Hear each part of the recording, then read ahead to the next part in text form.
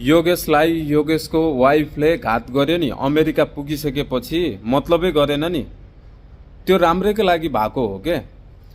अहिले इभन पृथ्वी नै पल्टेर सबै मान्छेहरू मरे पनि म राम्रैको लागि भएको हो नै मेरो मुखबाट निस्किन्छ। हेर्नुहोस्, अब यो कुरा भन्दाखेरिमा हामी नेपाली दाजुभाइको बानी के छ, छिट्टै मूल्याङ्कन गरेर छिट्टै प्रतिक्रिया जनाइहाल्ने। त्यो मलाई राम्रोसँग थाहा छ। तपाईहरू गाली गरे नि गर्नुहोस्, नराम्रो भने नि भन्नुहोस्, मेरो मुखबाट निस्किने भनेको यही हो के। यो संसारमा जे भइरहेको छ राम्रोको लागि मात्र भइरहेको छ। कोही मान्छे मरिरहेको छन् भने पनि राम्रोको लागि भइरहेको छ, कोही मान्छेले कसैलाई छोडेर गएको छ भने पनि राम्रोको लागि भइरहेको छ। किन थाहा छ? त्यो पछाडि एउटा रिजन हुन्छ के।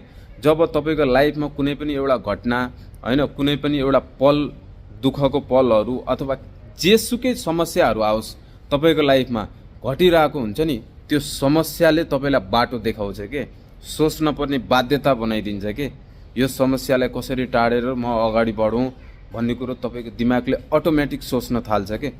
जब त्यो तपाईले सोच्नुहुन्छ नि, त्यो समस्याबाट निस्किनुहुन्छ के, अनि बल्ल अगाडि बढ्नुहुन्छ। अनि फेरि तपाईको लाइफमा के छ, भोलि गएर त्यही घटना त्यही समस्या तपाईले आफै दोहोरिन दिनु हुँदैन के। त्यही भएर यो कुरालाई एक्सेप्ट गर्न सक्नुपर्छ, जे भइरहेको छ यो संसारमा राम्रोको लागि भइरहेको छ। आजैबाट सबै हामी दाजुभाइले पनि राम्रै सोच